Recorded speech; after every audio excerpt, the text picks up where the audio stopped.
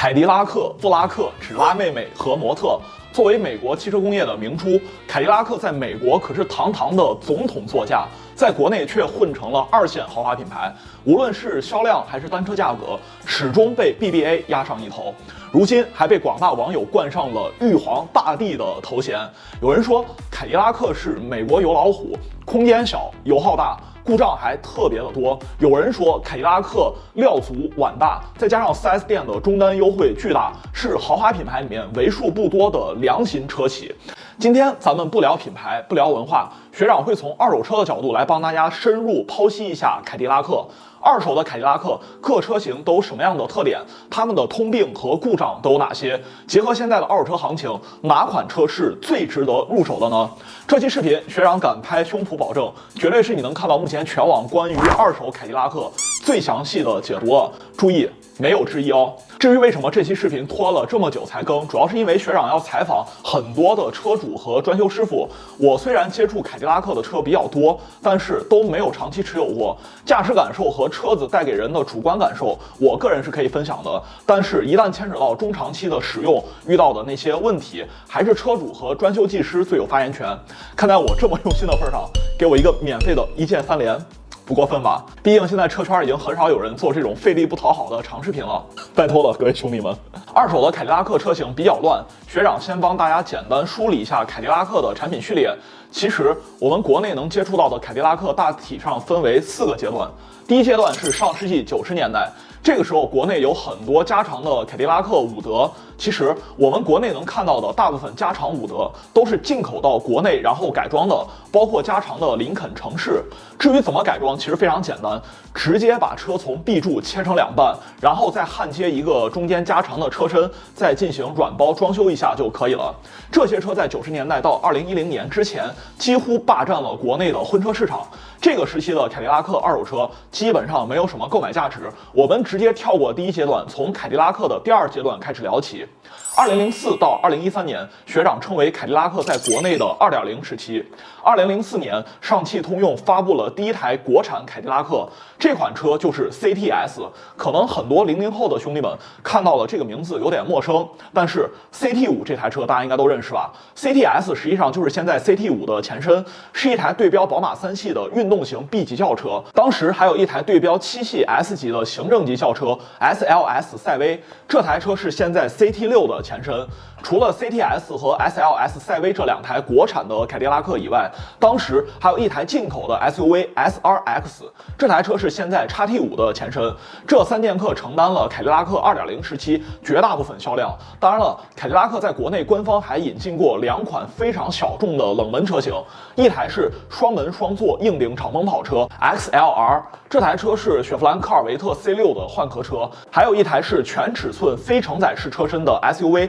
凯雷德，这台车是雪佛兰赛博班的换壳车。2.0时期的凯迪拉克都搭载了 V6 或 V8 大排量发动机，采用纵置平台后驱或是4驱，配的变速箱都是通用自己的5AT 和6AT。这个时期的凯迪拉克动力总成质量非常好，我这么说大家可能觉得不可思议。通用比较擅长 V6 和 V8 这种大排量发动机。2.0时期的凯迪拉克发动机排量从小到大一共有 2.8 V6、3.0 V6、3.6 V6、4.6 V8 和6.2 V8， 还有一个是 6.2T 的机械增压这几款发动机。这里面有一款发动机比较特殊，就是这款 6.2T V8 机械增压。这款发动机诞生于通用大名鼎鼎的 LS 发动机平台，被称为 Smoke Block 小缸体的 V8。这款机器采用 OHV 中置凸轮轴，十字曲轴，还配合上一台大的鲁式机械增压器，美式大 V8 所有要素全部集齐。这款发动机是你在国内能买到最正宗的美式 V8。OK， 我们现在回到正题，聊一聊二手车。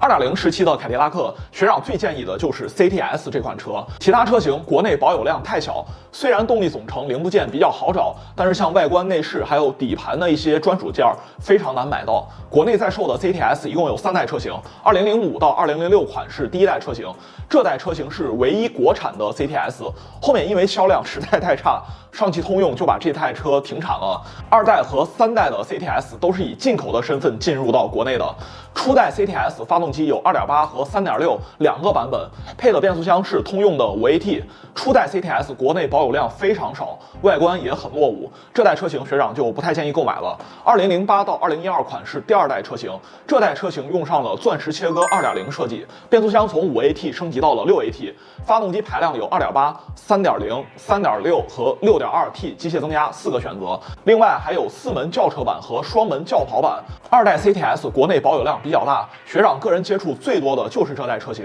这代 CTS 是一台配置丰富、有豪华感和驾驶乐趣的 B 级轿车，发动机来自通用 LY 平台，连续2年获得沃德10佳发动机，动力放到现在来看依旧不差。通用的 V6 和 V8 大排量发动机远比同时期的欧系发动机要皮实耐用的多得多，基本上没有什么太大的通病，也没有那么爱漏油漏水，保养得当，也不怎么烧机油。2.8和3.0的市区油耗大概是12到13升油每100公里，3.6的油耗大概是14到15升。这款发动机的机油量大约是5.5升，再加上3滤，小保养一次的价格大概800多块钱就可以搞定。变速箱方面虽然是6AT，但是这个6AT是通用纵置平台的变速箱，不是大名鼎鼎的那个金属搅拌器。因为通用一直比较擅长造大排量的后驱车，第一次造横置平台的 AT 变速箱翻车其实也是很正常的。不光是通用，就连大名鼎鼎的采埃孚第一次研发横置平台的9AT，不是也翻车了吗？之前学长专门出了一期垃圾变速箱的避雷视频，大家感兴趣的话可以进超音速的主页来看一看。通用给 CTS 用的6AT 变速箱质量真的没有什么太大的问题，但是体验就稍微差点意思了。一个是换挡逻辑比较傻，不能很好的理解你的驾驶意图；其次，这个6AT 的反应速度比较慢，你一脚油门踩下去，它要思考一会儿才会给你降档。还有就是1档切2档时候的冲击感和拖拽感比较明显，你去试驾搭载纵置6AT 的通用车，基本上都一个味儿。其实不是变速箱坏了，新车买回来它就这样。现在一台11年左右的 CTS 2.8或3.0的价格大概是7到8万块钱就可以拿下了，3.6的价格稍微贵一点，大概8到11万。当然还有最顶级的6.2T 机械增压的 CT-SV， 这款车二手车市场里面极其稀少，没有一个参考价格。购买建议方面，学长个人建议直接上3.6的 CTS， 这个版本的车后桥原厂带有 LSD 磨片式的限滑差速器，不管是漂移还是跑山，对运动性提升非常大。2代 CTS 大件基本上没有什么通病，但是毕竟10几年的车龄，买回来到手一点不用收拾是不可能的。具体整备要多少钱，就看你收的车况和对车子的要求了。一般来说，车子机械层面只要没有太大的问题，二手车你买回来以后换一下全车的油水和滤芯儿，还有6根火花塞，再更换一下需要维修的易损件，一般2万多块钱就可以搞定了。连买车带整备大概10万出头就可以了，这不比锐志和 IS 香得多吗？2014到2018年是凯迪拉克的3.0时期，这个时期最重要的标志是国内的凯迪拉克全面涡轮化了。这个时期的凯迪拉克第一代 2.0T 代号 LTG 的4缸发动机大规模搭载在旗下的量产车型里面了。这个时期还诞生了一台被全球媒体都捧上神坛的车型，是什么车型？兄弟们，你们可以打在弹幕里面。没错，就是 ATS， 是现在 CT4 的前身。ATS 早在2008年就已经立项，通用当年研发 ATS 的对标车型，大家猜猜是什么车？你可能会说是宝马3系，不对，不是这个3系，是这个宝马3系，宝马 E46。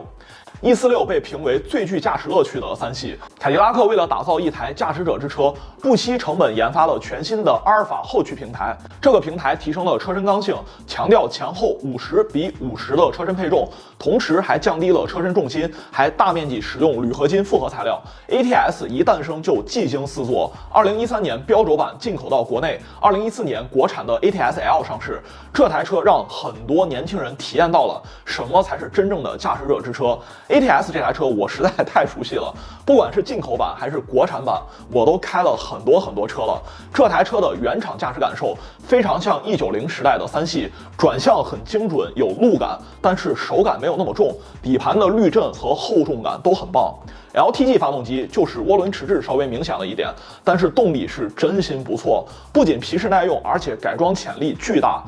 ATS 你要说缺点也不是没有，就算是加长版的 ATS-L， 后排也基本上不能坐人，车内几乎没有什么储物空间，市区油耗大概10.35升每100公里，底盘比较低，容易拖底，车机卡顿，屏幕小 ，UI 丑。不过我想说的是 ，ATS 不是一款运动型驾驶者之车吗？如果说你喜欢开车，这些缺点谁会在乎呢 ？ATS 的二手车我非常推荐购买，注意是强烈推荐购买。喜欢开车的人，只要你体验过 ATS， 就没有说不好的。ATS 这款车真的没什么通病，可能避震比较容易漏油，后桥差速器容易异响，转向机异响，但这些其实都比较好解决，不算什么太大的问题。最后说一下 ATS 的二手车购买建议，学长建议直接买2016款的 28T， 或者说是2017款的车型。